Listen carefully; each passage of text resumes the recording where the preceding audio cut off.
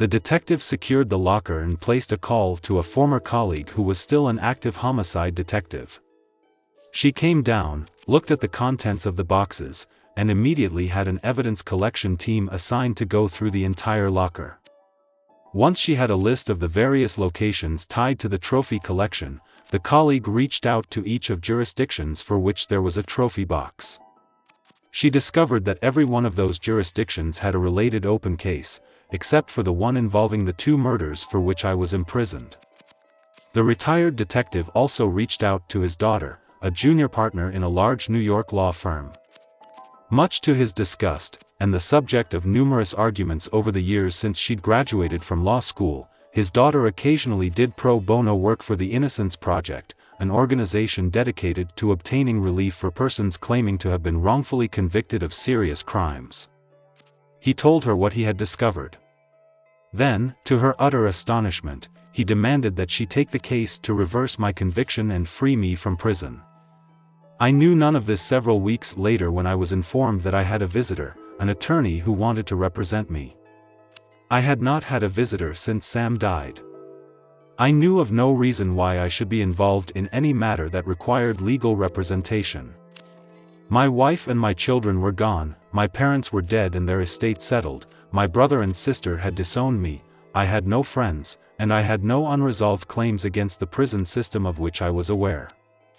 I found myself sitting in an attorney conference room across from a woman in her late 30s, dressed in a suit that screamed money. She was holding a file that was several inches thick. The attorney introduced herself, telling me to call her Maureen, not her real name, as she and her father share a last name and identifying her would also identify him. Maureen worked for a law firm I'd never heard of in New York City and was here on behalf of the Innocence Project. She wanted me to sign some papers appointing her my attorney so she could represent me in another appeal of my conviction. I still remember my exact words to her when she told me this. "Lady," I said, "I don't know what your game is or why you picked me to torture. Absolutely the cruelest thing you can do to a man like me is to pretend there is hope for an end to the hell that I experience every day in this place. I'm effectively a dead man walking. I'll be here until I'm so ill they move me to some prison nursing home or until I die. We both know that the time for appeals has long expired and that unless you have someone who has confessed and recorded his committing the murders for which I'm here, no appeal is going to succeed. What the fuck are you doing here?" I still remember her reply, too. "Funny that you should say that. It so happens that we have just such a person and just such a confession. It's written, not recorded, but it makes crystal clear that you had nothing to do with the murders of those 2 women. Would you like to see a copy?" And damned if she didn't have exactly that. For the first time in decades, I began to have hope that there was an end to my time in this hellhole. I signed the papers she placed in front of me and retained her as my attorney. We spent more than 6 hours going through her file, document by document. I missed all 3 of my literacy classes that day. The information her father had found in the storage locker was only the beginning. Her firm had invested multiples of what I'd been able to spend on a defense lawyer 20+ years earlier in gathering information about the comings and goings of the psychopath and tracing the activities of his victims that evening.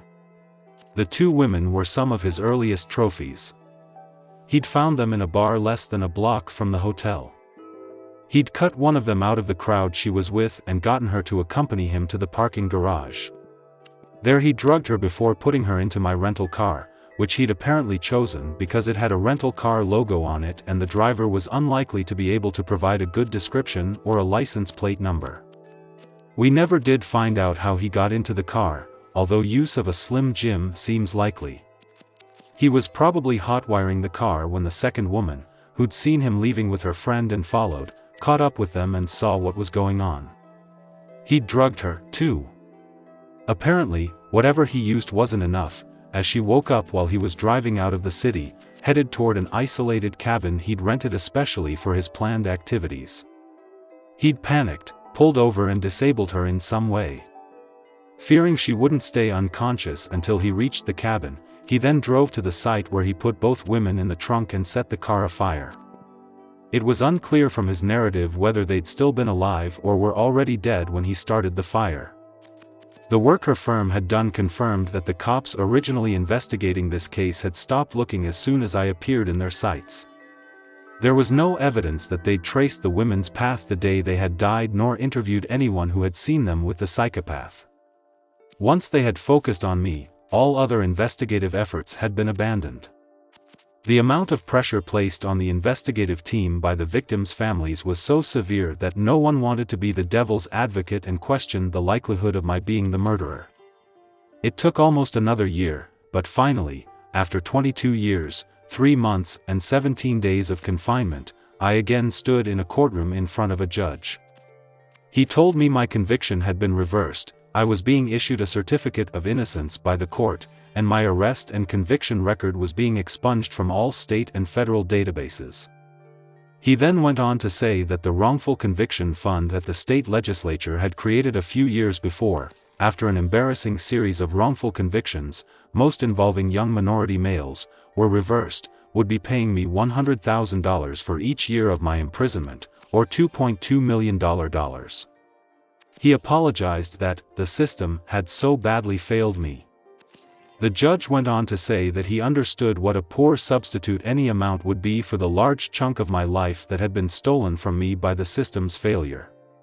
He asked me if I had anything to say before he adjourned. I looked at Maureen, who nodded and told me to go ahead. "Judge," I began, "if I sound bitter and angry at what I'm about to say, there's more than good reason. The system, as you call it, took everything that makes a life worth living from me, and now it wants me to accept that it's sorry it screwed up, forgive it, and go away with check in hand. I find that a little hard to do." I went on. "Let me tell you what that screw-up cost me. My wife, whom I loved and expected to grow old with, is gone. My children, whom I loved more than life itself, have been taken from me. I don't know what they look like and could pass them on the street without recognizing them.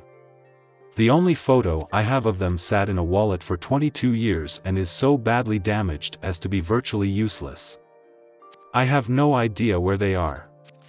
Even if I could locate them, I'd be a stranger to them, not their father. Some other man claims that role. I never had a chance to see them on their first day of school, play catch with my son or dance with my daughter. I missed their sporting events, their first loves, their proms, their high school and college graduations. I'll never have the chance to walk my daughter down the aisle at her wedding nor see my grandchildren. My parents died thinking I was a murderer. I have not a single memento or photo of either of them. I didn't get to comfort my mother when my father died nor be there with her when her time came. I can't even go to their gravesides and mourn them because I have no idea where they are buried. The rest of my family and all my friends abandoned me. I lost a job I loved and the chance of a career that I am certain would have been successful and rewarding. I don't even own any clothes except this ill-fitting prison-issued suit I'm standing here in. I don't have a bank account, a credit card, a driver's license, or a phone. I have no place to go when I leave here. The scars on my mind, my heart and my soul will never heal." I paused for a moment, took a deep breath, then continued. "As nearly as I can tell, not one person involved in the system has been held accountable in any way. No one lost his job, forfeited his pension, was removed from office, was accused or convicted of some sort of crime for their negligence, or suffered in any other way whatsoever. None of the people who did this to me are here today to apologize to me in person. None of their reputations were dragged through the mud in the news media for months. Nor have I heard one word that suggests someone is working on modifying the system so this never happens to anyone again. So, when you say, sorry, you'll have to forgive me if I tell you that sorry doesn't cut it one damn bit, with or without the check. I'll take the money, because I have to live, but unless you can give me back all that the system took from me, your apology is meaningless. I cannot accept it or forgive the system or anyone involved in it for what they did to me.